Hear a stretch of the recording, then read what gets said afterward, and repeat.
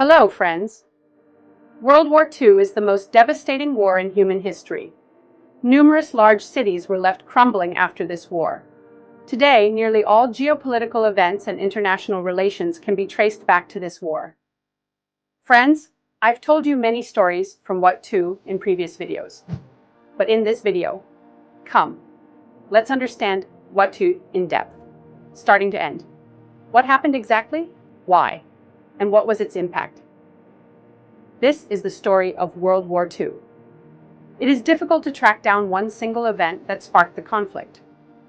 For ultimately, it was a series of events that conspired together to eventually light a flame of war. The world's most hated treaty, the Treaty of Versailles, thus starting World War II in 1939. The whole world is against Hitler and Hitlerism.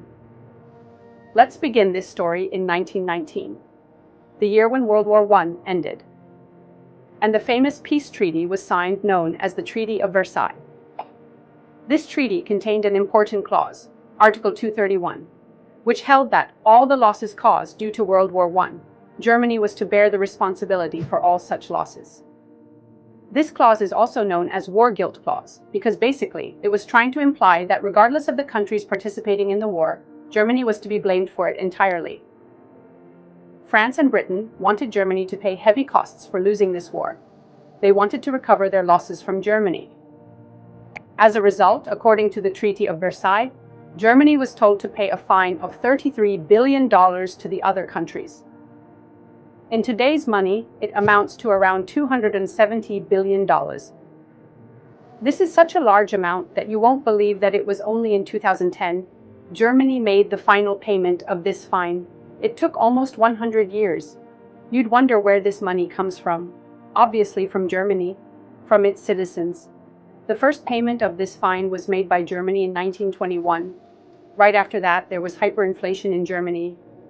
Germany's currency back then was the German mark. You can't imagine how rapidly it was devalued. In 1922, in Berlin, a packet of bread cost 160 marks. The following year, in 1923, the same packet of bread cost 200 billion marks. Obviously, the economy was crippled, and the rate of unemployment rose rapidly. In such circumstances, in our story, entered Adolf Hitler, a young political leader who knew how to manipulate the masses with his speeches. In 1923, Hitler's Nazi Party tried to overthrow the German government by staging a coup. Even though this attempt failed, this caused Hitler's popularity among the masses to increase manifold. Rumors were spread among the people that the embarrassment faced by Germany, the international humiliation of Germany, were because of the anti-national elements living in the country. People were distressed. It was easy to manipulate them. Hitler claimed that the Jews and socialists living in the country were to be blamed. They were the reason for Germany's disgrace. Over the next 10 years, propaganda was used in abundance. Media organizations were paid. Hate speeches were everywhere. I won't go into its details because I talked about these in the video on the rise of Hitler. In case you haven't watched it, I'll add the link in the description below. In 1929 came the Great Depression. This worsened the already bad unemployment situation. In 1933, 6 million people were unemployed in Germany. Many people were homeless. Children were starving to death. As a result, in 1933, Hitler declared himself the dictator of Germany. After taking over full control of the country, Hitler started working on making his dream of a German empire come true. German Reich, a state that would be racially pure. Its residents would be people of the Aryan race only. There would be no space for Jews and Slavics. To fill people with hatred, they came up with the Judeo-Bolshevism conspiracy theory. According to this conspiracy theory, the Russian Revolution in 1917 was supposedly caused by the Jews, which eventually led to the formation of the Soviet Union. In 1935, the rest of the world came to know that Germany had an air force. This might not seem like a big deal to you. After all, every country has its air force. But friends, the Treaty of Versailles laid down the condition that Germany cannot have any form of military power. This was an open violation of the Treaty of Versailles by Hitler. But by this point in time, Many people in Britain believed that the contents of the Treaty of Versailles were very unfair to Germany. They were asking for such a large ransom that crippled the country. And the country wasn't even allowed to have military people consider it to be very demanding. In June 1935, Britain signed the Anglo-German Naval Agreement. This formally recognized that Hitler had the authority to form his navy. Germany could have an independent navy. But the growing militarization in Germany alerted France. France built a 450-kilometer-long fortification on its eastern border. This was named the Maginot Line. In 1938, when Hitler believed that his military was sufficiently prepared, he focused his attention on their neighbor Austria. Austria was a must-have country for Hitler. He wanted all German-speaking countries to unite as one nation. His ultimate goal was not only to conquer as many countries as possible to satisfy his pride, but also to acquire its resources to advance his own country. The people Hitler believed to be racially superior, his Aryan race, he wanted to give them Lebensraum, to give them living space, so that they could live freely. In February 1938, Hitler met Austrian Chancellor Kurt Schuschnigg. He was forced into signing an agreement. The agreement allowed Hitler to place pro-Nazi people on the Austrian government. The Austrian government was infiltrated by appointing his own people. For example, Dr. Hans Fischbuck. He was supposed to be the new finance minister of Austria. He was a Nazi, and the other Nazis who were in jail were set free by him. Within a month, things were out of control. Austrian Chancellor knew that if the infiltration was to be stopped, the people needed to be consulted first, whether Austria should be an independent country or be a united country with the Nazis. He decided to have a national vote for it. As soon as Hitler found out about the national vote, Hitler took his army and marched into Austria. The German military entered Vienna, but the Austrian Chancellor wanted no bloodshed. He resigned from his seat. Hitler used his propaganda ministry to spread fake news of riots happening in Vienna and how the communists were responsible for the riots. And so the Austrian government asked the German army to help them protect Austria. The next day, the Austrian parliament was dissolved and Austria ceased to be an independent country. This invasion was successful without any bloodshed.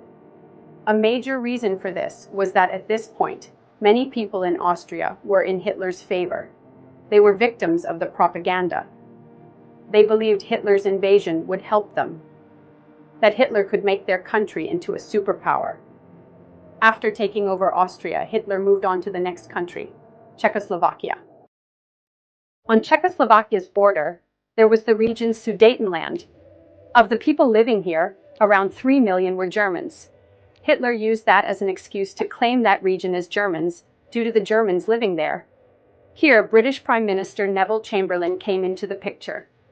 He wanted to avoid a war at all costs. He believed that if Hitler was given what he wanted, he would stay calm and there would be no wars. This is why, in September 1938, the Munich Agreement was signed. The settlement of the Czechoslovakian problem, which has now been achieved, is, in my view, only the prelude. There are larger settlements in which all Europe may find peace. Under this agreement, this region of the Sudetenland was to be given to Germany only if Hitler promised that there would be no more wars. Hitler gladly took this piece of Czechoslovakian land, but not even 1 year passed before he violated the Munich Agreement. March 1939, Hitler took his army to invade the rest of Czechoslovakia. People fought for the first time. But the German army won easily, and the country was split into two. One part was included in the German territory, and the second part was made a Nazi client state. A puppet government was placed under the name of the Slovak Republic. British Prime Minister Chamberlain faced heavy criticism due to this. At this point in time, Winston Churchill famously said, Hitler looked for the next country, Poland. To take control of Poland in a sly move, Hitler signed a non-aggression pact with the Soviet Union in 1939. At first glance, you'd think that Hitler hated the Soviet Union and communist ideology. So why would he do this? The only reason for this was to invade Poland. The Soviet Union wanted a part of Poland too. In this situation, the interests of the two nations were aligned. On 1 September 1939, nearly 1 million German troops started moving towards Poland. They planned on attacking from the north and south simultaneously. Other countries were shocked at this. The UK and France were at the edge of their patience. If Hitler continued invading one country after the other, the next number could be theirs. How will the world cope? They couldn't tolerate it any longer. The UK gave an ultimatum to Hitler. If they went ahead with Poland's invasion, they would declare war against Germany. Hitler ignored the ultimatum, and with this, the UK officially declared a war against Germany. After this, France, Australia, New Zealand, South Africa, and Canada declared war on Germany too. UK's Prime Minister Neville Chamberlain broadcasted this announcement on the radio. But friends, at this point in time, World War II hadn't actually begun. This period is known as the Phony War, because there was no real war yet. Though technically these countries had declared war on Germany, none of these countries provided military support to Poland. Poland's army was extremely old-fashioned. Their army still used horses. They couldn't last against Germany's military strategy. Neither Britain nor France could save them.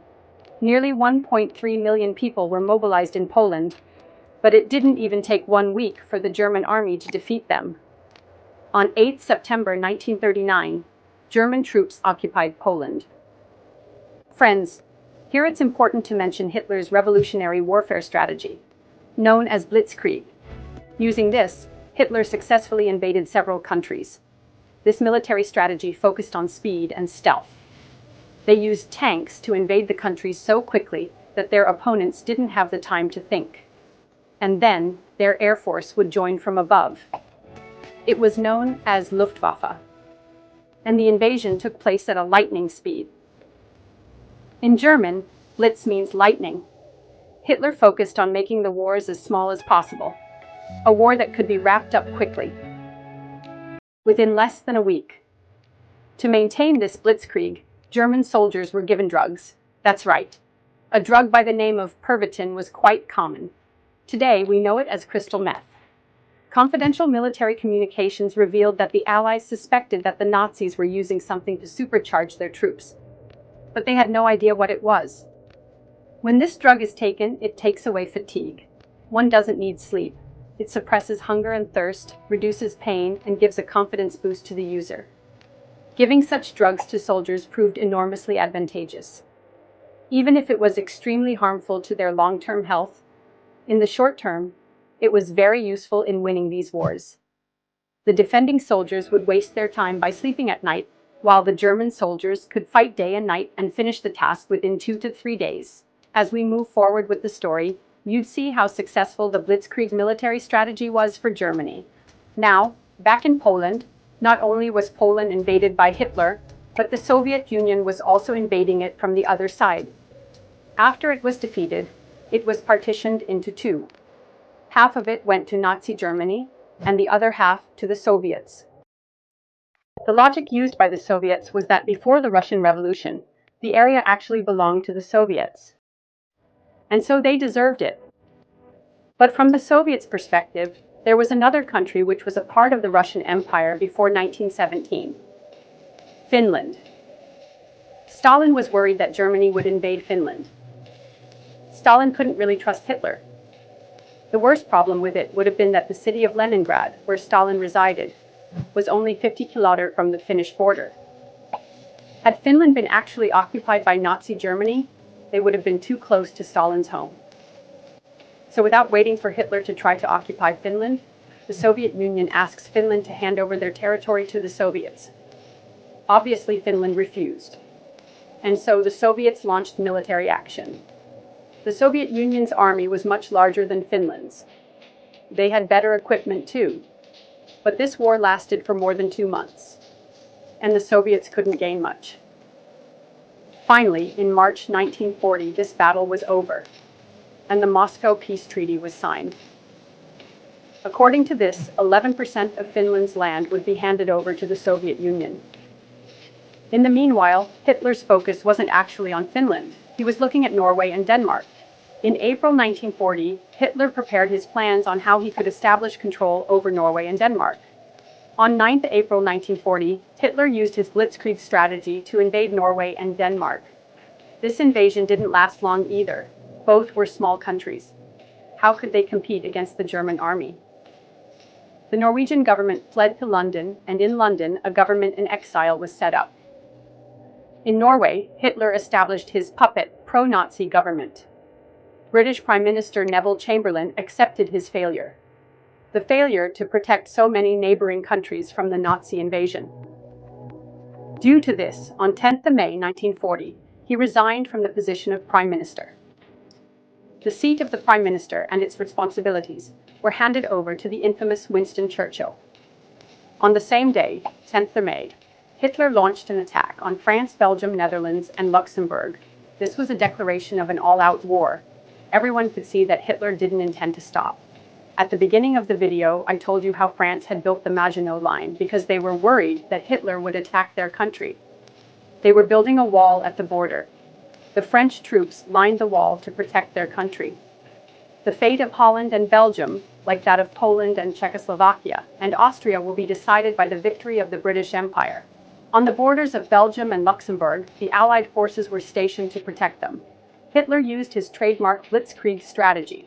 More than 1,000 fighter-bomber airplanes and around 3 million soldiers on the ground as the offense for Germany. This was known as the Battle of France. The German troops were divided into 3 groups, A, B, and C. Group B was to attack the Netherlands, and then enter Belgium to fight the Allied forces. Group C was to attack the Maginot Line. And are you wondering what was Group A supposed to do? Group A was the master plan. Group C's attack on the Maginot Line was merely a distraction so that Group A could sneakily execute the master plan, entering France through the Ardennes forest. This vast forest was believed to be a strong fortress by France's military experts. They assumed that the German army would never be able to come through it because it would be too difficult. They didn't expect the German army to invade via this forest. More than 40,000 military vehicles were used by Group A to enter France through this forest. On 15 May 1940, they captured Sedan and started traveling northwards. The British army fighting Group B in Belgium were shocked to see the suddenness with which the large force attacked them from behind. The soldiers were surrounded by the Nazi army from 3 sides. They had only one way to escape: through the sea, near the port of Dunkirk. So they planned to escape from there. What happened in Dunkirk was a historical turn of events in South. Nearly 400,000 Allied troops were stranded on the beaches of Dunkirk. When I'm using the term Allied, it basically refers to the British and French armies. The countries fighting Hitler, their group or their coalition is known as the Allies, and the countries fighting in support of Hitler are known as the Axis powers. It was crucial to save the Allied soldiers in time because the Nazi army was moving towards them at great speeds. They had no other way of escape. They could evacuate only through the sea. If this couldn't be done in time, 400,000 troops could be killed there. It would have been a huge drawback for Britain and France. They might have lost their countries forever. Winston Churchill made a plan to evacuate the soldiers. On 26 May 1940, Operation Dynamo was launched, the biggest evacuation in military history. On land, the German army had reached the beaches. They were firing at the troops. The German Air Force was attacking from above. Christopher Nolan made the amazing film Dunkirk, which masterfully depicts the events that took place there. This film focuses on 3 areas of evacuation. First, British Royal Air Force's counterattack. The British ships which were coming to evacuate the Allied soldiers were given cover by the British Air Force to protect the ships. Second, some private fishing boats in the English Channel and the common civilians joined in to help in the evacuation. And third, the events that took place on Dunkirk's beach, the soldiers trying to save themselves and helping each other.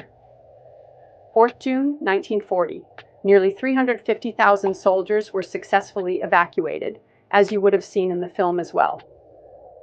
But the bad news was that most of the military equipment of the Allied forces was used up in this evacuation.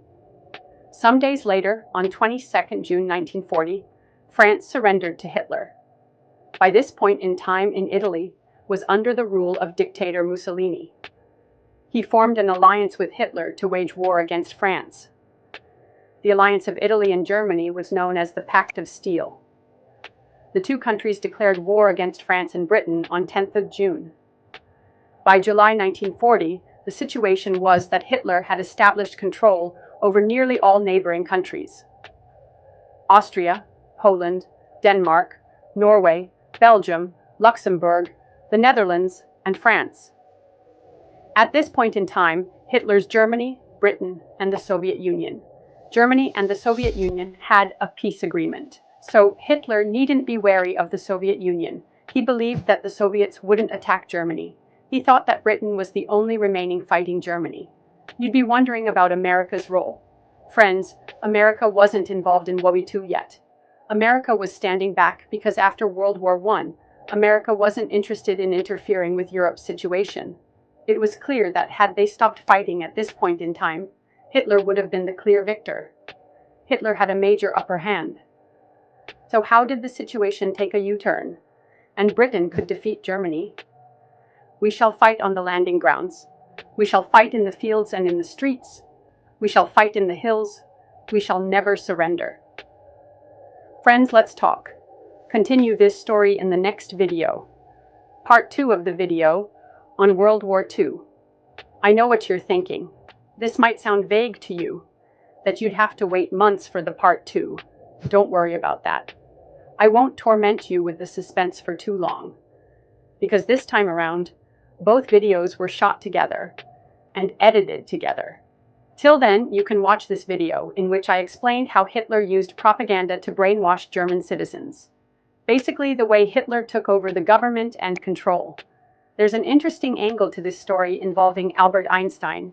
You can click here to watch it, and I'll see you in the next video. Thank you very much.